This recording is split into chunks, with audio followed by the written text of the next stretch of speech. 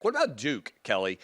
They are a big favorite to win the tournament overall. Most of these lines, as you move along, are going to come down into, as you put it, the touchdown or field goal level line for obviously we're talking about basketball, but basically 7 or lower.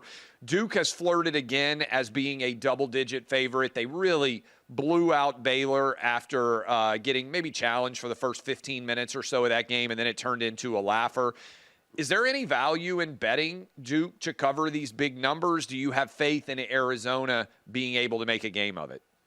I'm not a big fan of laying some of these big numbers. I did with Arizona earlier last week and thought, hey, Arizona is the team that can go in and they can put up points, right? We know they play really fast, and they just ended up beating the brakes off Akron. I got lucky to cover with them versus Oregon there on Sunday night. I know that one was a tough one, especially going down 17-4 to start. I was like, all right, this is over. I'm going to bed. Nice to wake up to a winner. Here's the reality with Duke. They're the number one overall seed for a reason. They're one of the best defenses, one of the best offense. And that is because they get those small buckets. They don't turn the ball over. And oh, by the way, they're one of the best free throw shooting teams left in the Sweet 16.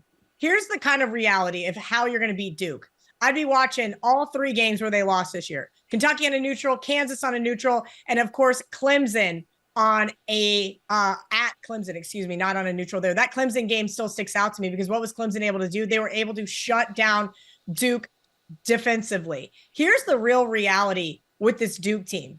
I think that they can name the score, but there is going to be one of those opponents that catches them on the right day. As I mentioned, those other 3 losses. They have not lost in 7 weeks, which is absolutely crazy. But the one thing that comes to mind there is what those teams were able to do. They were able to keep Duke under 75. So if you like Arizona, maybe look at the team total for Duke under. 9.5 seems like quite a few points here, Clay, but I just don't know if I trust this Arizona team. They've been kind of Jekyll and Hyde throughout the season. I found good spots to bet on them early in the tournament.